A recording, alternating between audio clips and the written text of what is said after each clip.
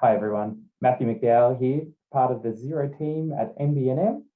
With another BAS period coming to a close, we thought it was a good idea to show you a relatively new feature that Xero has implemented, which is the Unfiled GST transactions as part of your activity statement lodging.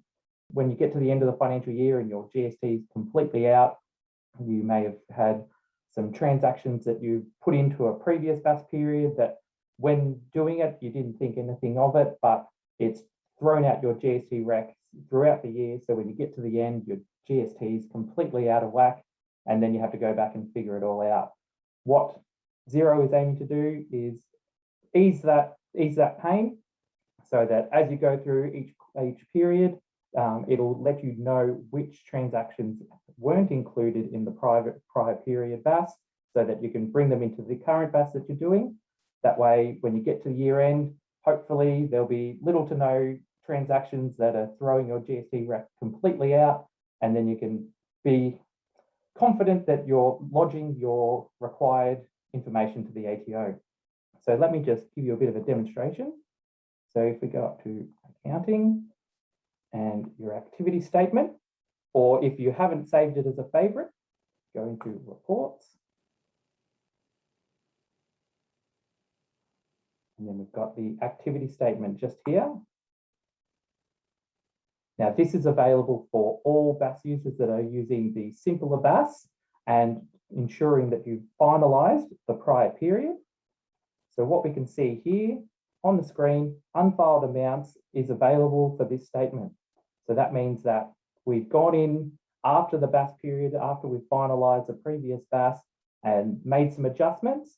And this report is just showing us that these are outstanding.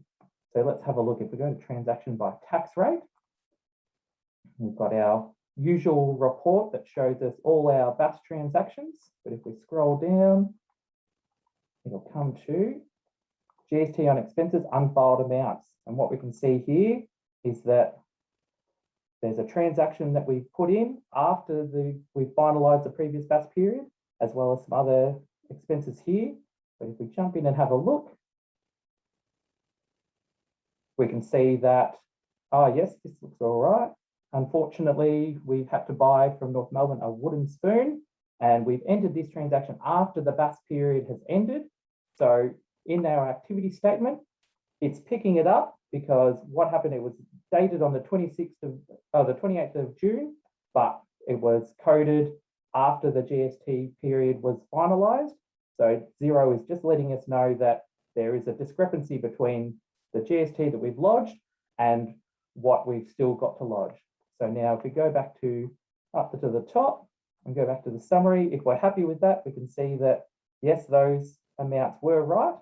And then another thing that we can do just to check, if we go to accounts and our balance sheet, and again, if you haven't favorited that balance sheet, you can just go by your report. And when we have a look at the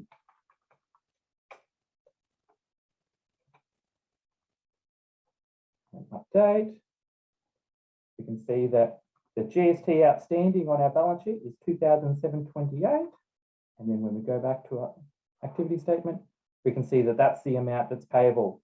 So Xero picking up that unfiled amount has then made it so that our GST will reconcile, so that when we lodge this one and make that payment, our GST for the end of September will come back to nil, and we can be happy and confident that we're lodging the correct amounts to the ATO.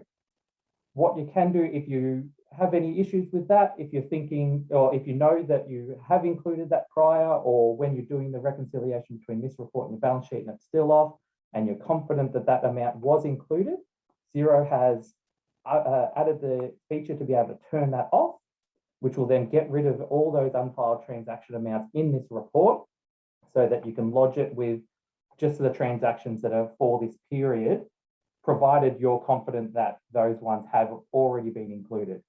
Obviously, when it comes to larger amounts, if you get to the end of the period and there's an unfiled amount that's quite significant, that's where you might want to talk to us and maybe go back and amend that activity statement. But for just minor changes, those unfiled amounts will be beneficial just to go through and lodge them as part of this unfiled amount. So with that, I'll leave you to it.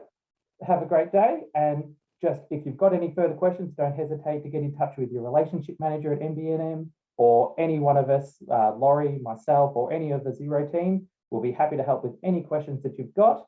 Again, have a great day and we'll see you again soon. Bye.